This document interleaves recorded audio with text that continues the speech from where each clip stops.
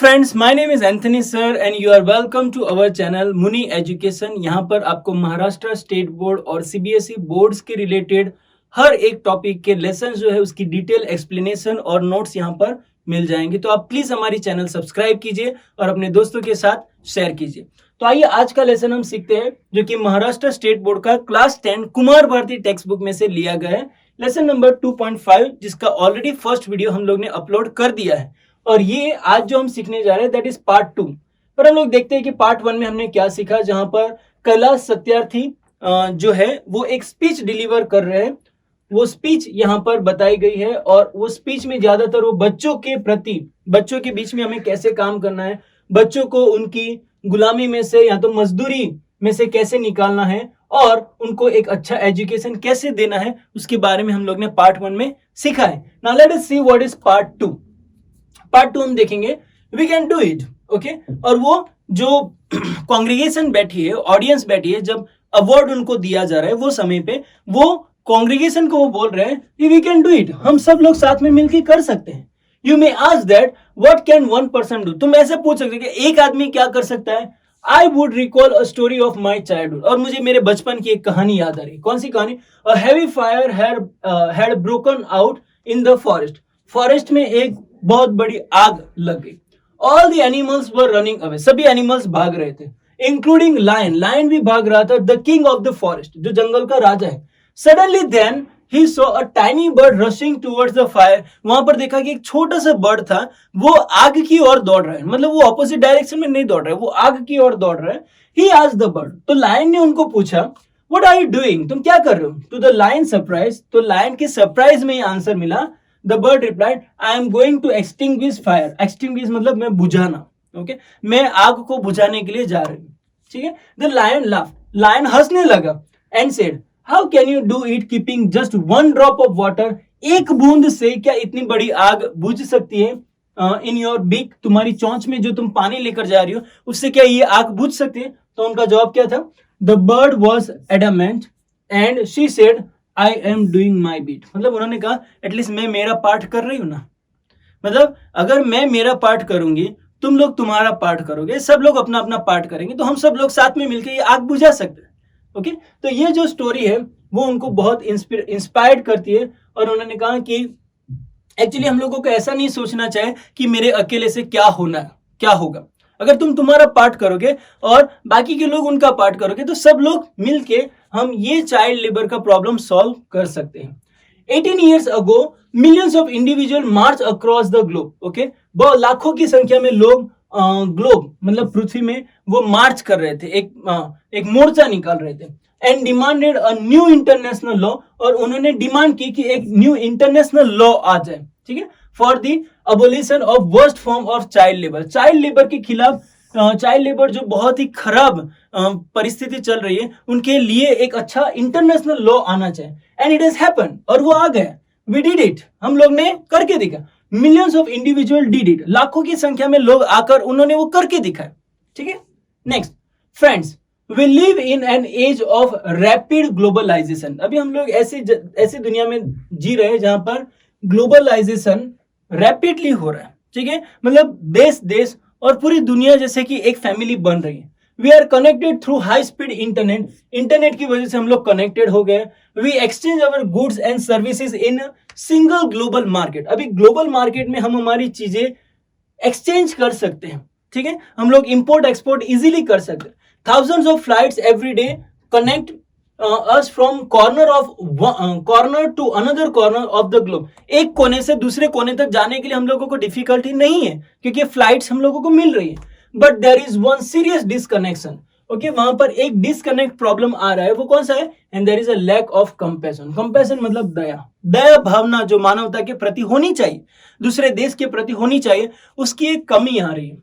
Late us inculcate and transform this individuals passion into globe compassion. Okay, ये सारे जो बच्चे, उन लोगों के अंदर हम लोगों को इनकल्कुलेट मतलब हमें डेवलप करना है। क्या डेवलप करना है? कि ये बच्चों के अंदर ये दया भावना पैदा हो, कि हर एक देश के लोगों के प्रति उनके अंदर जो इमोशंस है, उनकी जो दया भावना है, उनके अंदर दिखे, वो उन लोगों को एनिमीज ना देखे, वो हमें सिखाना है। Let us globalise compassion, okay, दया भावना जो है उसको ग्लोबलाइज करना जरूरी है।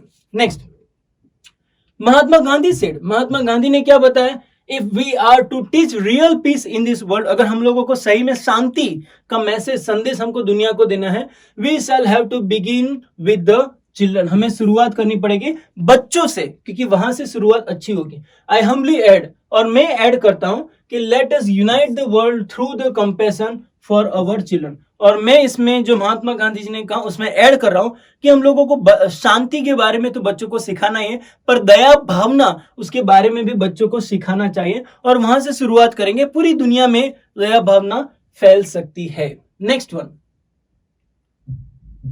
I ask, whose children are they who teach footballs yet never played with one? मैंने पूछा कि तुमने ऐसे बच्चों को देखा है जो फुटबॉल सिलते हैं, ठीक है, स्टिचेस मतलब वो सिलना, पर वो कभी फुटबॉल खेल ही नहीं पाते, क्यों? क्योंकि उन लोगों को वो प्रिविलेज मिलता ही नहीं है।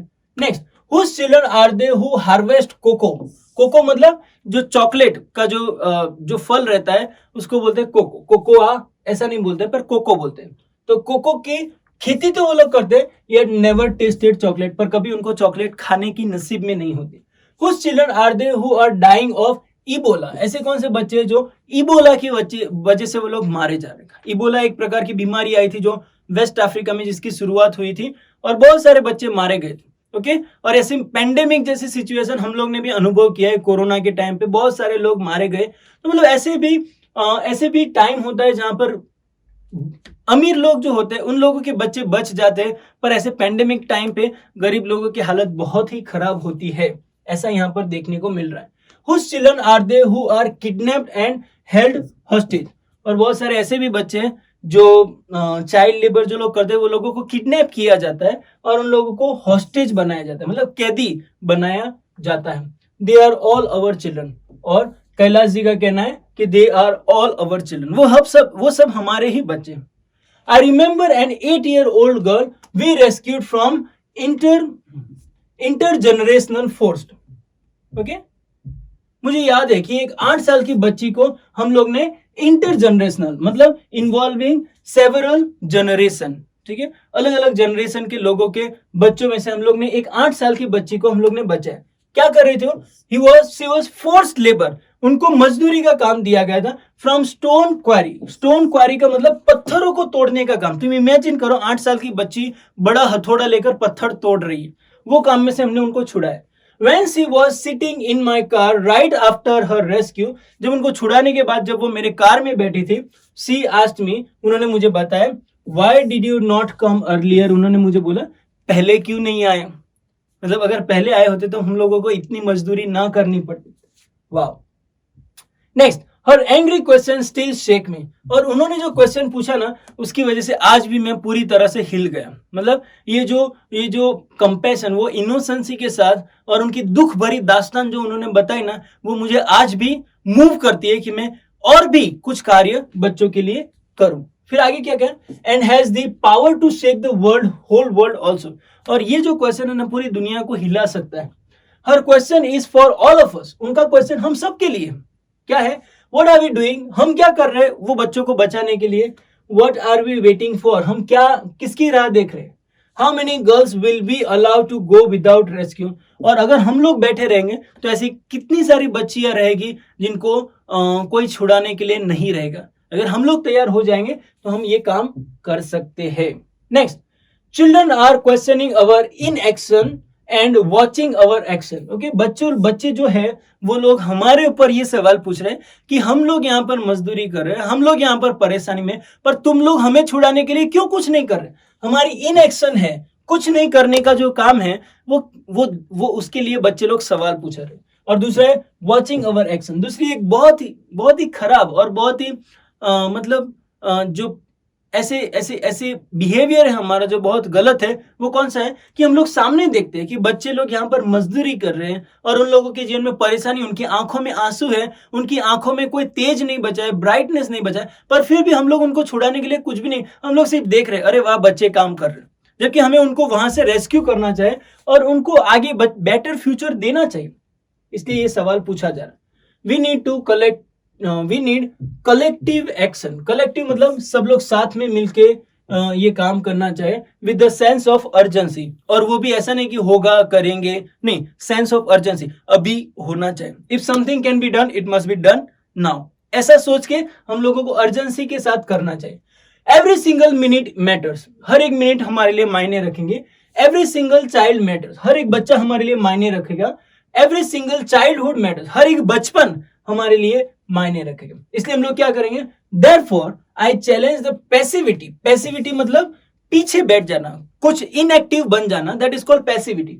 Passivity and pessimism, pessimism means नकारात्मक विचार, ऐसे बच्चों के लिए नकारात्मक विचार। कुछ लोगों के ऐसे विचार होते हैं, जब वो बच्चों को काम करते हुए देखते हैं ना, तो बोलने लगते हैं उनकी माँ बाप की गलती है, उनकी गलती, वो पढ़ाई क्यों नहीं कर रहा है, वो स्कूल में क्यों नहीं जा रहा है। अरे तुम उनकी रियल सिचुएशन समझोगे तो तुम्हें पता चलेगा कि उनकी कंडीशन क्या थी। इसलिए तुम वहां पर उनमें पेसिमिज्म मत बन जाओ, उनके नकारात्मक विचार निकालने मत बैठ जाओ, पर उनकी मदद करो। एंड सराउंडिंग अवर चिल्ड्रन, उन लोगों के आजू बाजू में जो पेसिमिज्म है, पैसिविटी है, हमारे अंदर भी वो निकालनी है, तभी जाके हम बच्चों को हेल्प करेंगे। I challenge this culture of silence and this culture of pessimism. ये साइलेंस का जो कल्चर है, मतलब तुम लोग देखते हो पर कुछ भी नहीं बोल रहे हो, आवाज नहीं उठा रहे हो, और दूसरा है कल्चर ऑफ पेसिमिज्म, पैसिविटी, मतलब तुम देखते हो और कुछ भी नहीं करते हो। And this culture of neutrality, neutrality मतलब क्या होता है, हम लोगों को इनको हेल्प भी नहीं करना है, हम इनके खिलाफ भी नहीं, हम इन लोगों के विरुद्ध भी नहीं है, और हम लोगों को इनको सपोर्ट भी नहीं करना। ऐसा न्यूट्रल बन के मत रहो, तुम लोग हॉट बन जाओ, तुम लोग उनको देखो कि नहीं ये कंडीशन को हम लोगों को सॉल्व करना ही है। ऐसा अगर बिहेवियर तुम्हारे अंदर आएगा तो ही जाके हम जो ये सारे बच्चे उन लोगों को रेस्क्यू कर पाएंगे। ओके, तो ये है पार्ट 2। आई होप आपको अच्छी तरह से समझ में आ गया होगा, और अगर यहाँ पर और कोई क्वेश्चन है, डाउट है, तो आप प्लीज हमें कमेंट में लिख के भेजिएगा, हम आपकी जरूर से सहायता करेंगे। आगे का जो पार्ट है, पार्ट 3, वो हम लोग आगे की वीडियोस में देखेंगे। बट प्लीज आप हमारी चैनल सब्सक्राइब कीजिए और अपने दोस्तों के साथ शेयर कीजिए। Thank you so much, bye bye.